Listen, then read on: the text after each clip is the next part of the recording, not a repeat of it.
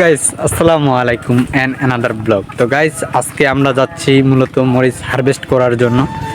তো আজকের এই মরিচ হারভেস্টই হচ্ছে আজকে প্রথম আমাদের।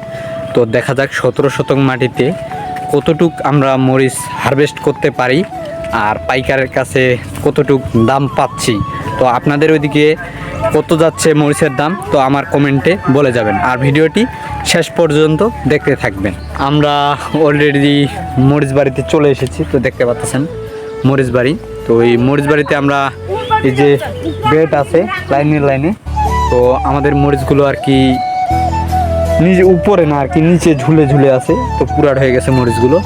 তো আমরা গত পরশু দিনে আর কি পানি দিছি মরিচ বাড়িতে। তো আজকে আমরা হারভেস্ট করব। আর আপনাদের ওইদিকে মরিচের বাজার কত যাচ্ছে তো একটু আমাকে কমেন্ট করে জানাবেন। আর মরিচ হারভেস্ট করতে গেলে কত যে কষ্টকর, তো যারা যারা আর কি মরিচ চাষ করেছেন বা করতেছেন তারা জানেন যে মরিচ কিভাবে ছিঁড়তে হয় আর কীরকম পরিশ্রম হয়। তো ভিডিওটি না টেনে সম্পূর্ণ দেখতে থাকবেন। আমরা লাস্ট পর্যন্ত কতটুকু মরিচ হারভেস্ট করি। আমাদের প্রায় অর্ধেক হারভেস্ট করা শেষ। তো আমাদের হারভেস্ট চলতেছে। তো ওই পাশে অর্ধেক এখনও বাকি আছে, আমাদের অর্ধেক হারভেস্ট করা শেষ। তো আমরা মূলত এই যে এই বালতি করে হারভেস্ট করতেছি। আমরা অর্ধেক আর কি 3 বালতি মতো হারভেস্ট করলাম মরিচ, আর আমরা হারভেস্ট করতেছি 3 জন মিলে।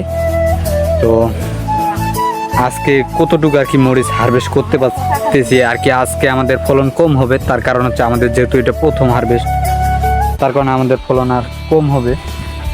তো প্রচণ্ড গরমের মধ্যে দেখেন ঘেমে ঘুমে শেষ, তখন একটু আমরা রেস্ট নিচ্ছি, তারপর অর্ধেক আমরা হারভেস্ট করব। তো দেখা যাক কতটুকু আমরা মরিচ হারভেস্ট করতে পারতেছি। আমরা এইভাবেই মরিচ আর কি বসে বসে হারভেস্ট করতেছি।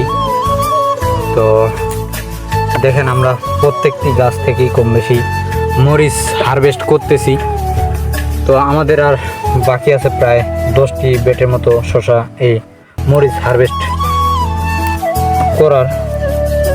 এইভাবে বেছে বেছে আর কি যেই মরিচটি আমাদের পুরাট হয়েছে ওই মরিচটি আমরা হারভেস্ট করতেছি, আর যেটি পুরাট হয়নি ওইটি আমরা রাখে দিচ্ছি, কারণ পুরাট না হলে তো মরিচ ঝাল হবে না আর ওজনও তো হবে না এরকম।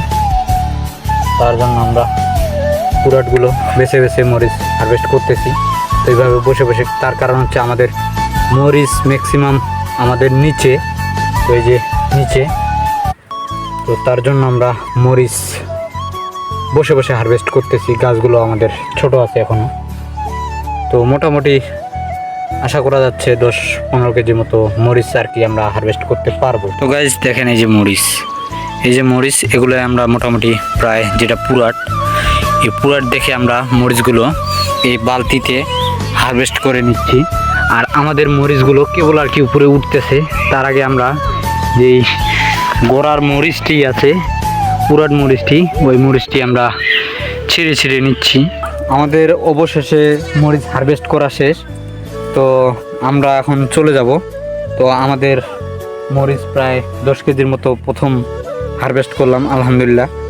তো এখন যা আমরা পার্টির কাছে দিব, দেখা যাক কয় টাকা বাজার পাওয়া যাচ্ছে। তো দেখা যাক কি হয় না হয়।